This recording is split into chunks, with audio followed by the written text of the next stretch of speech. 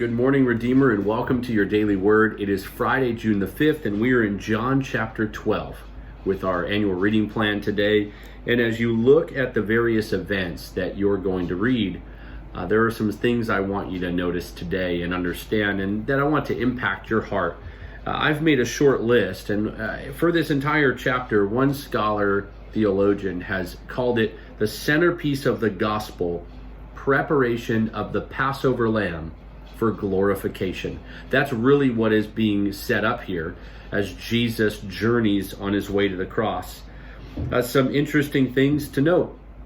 How people react to Jesus. How people react to Jesus.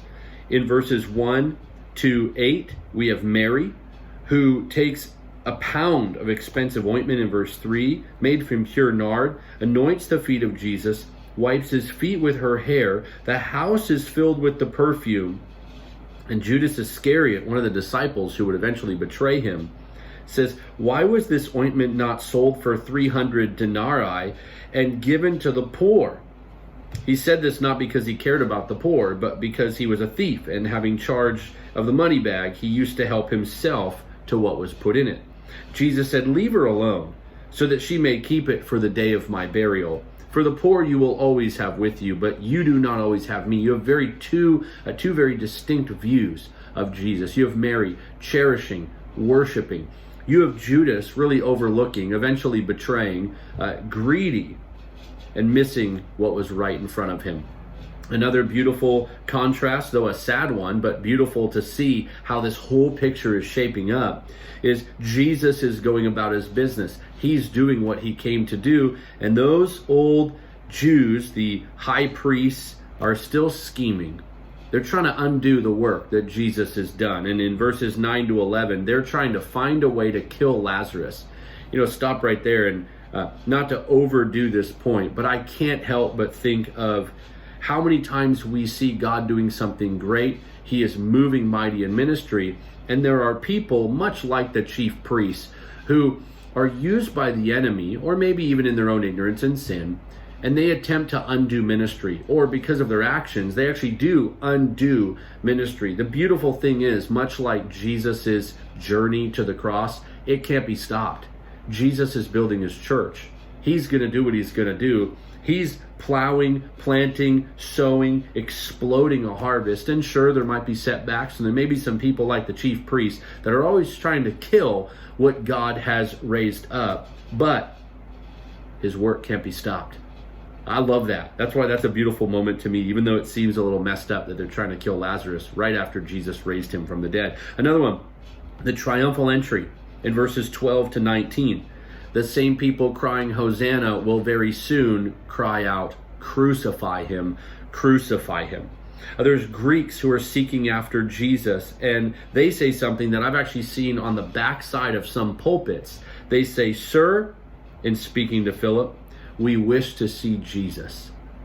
These Greeks wanted to see the Master, and we too should want to see the Master. And in our preaching, in our living, we should emulate that heart and that desire. "Sir, we wish to see Jesus." Show us, lead us to, guide us to Jesus. Verses 27 and onward, you have some pretty interesting moments that are happening in which a voice from heaven says, "I have glorified my name, and I'll glorify it again." Jesus praying, "Father, glorify your name." The crowd stands there, hears it in verse 29, because it thundered from the sky. Can you imagine hearing God the Father from the sky like that? They must have been shook to the core. Another says, "An angel has spoken to him." Jesus answered, "This voice has come for your sake, not mine."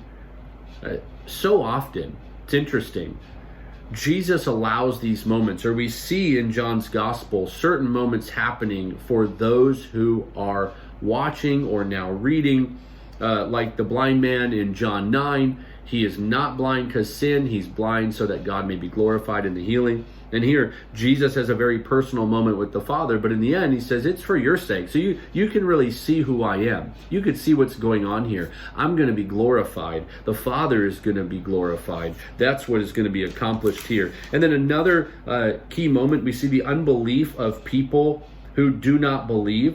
In verses 42 to 43, after John explains that he had done many signs in verse 37, and so many did not believe in him still, in verse 42 he says, "Nevertheless, many even of the authorities believed in him, but for fear of the Pharisees they did not confess it, so that they would not be put out of the synagogue. For they love the glory that comes from man more than the glory that comes from God." What a powerful truth. They believed that he was Jesus, but their people-pleasing, their desire for the glory of man, and the approval of the synagogue and their fellow chief priests and high-ranking officials outranked their desire to serve Jesus. There's a lesson there for us as well, and an application. Do you believe? Yes. Are you living in a way that pushes aside people-pleasing, that pushes aside acceptance from the world, as long as you are accepted by God?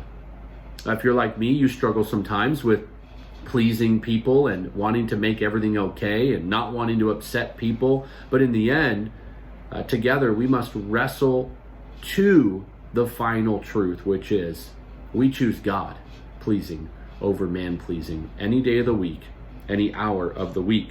We must seek out and desire the glory that comes from God, not man. And then in the final section, Jesus speaking with the Father's authority and affirmed that he speaks not on his own authority in verse 49, but the Father.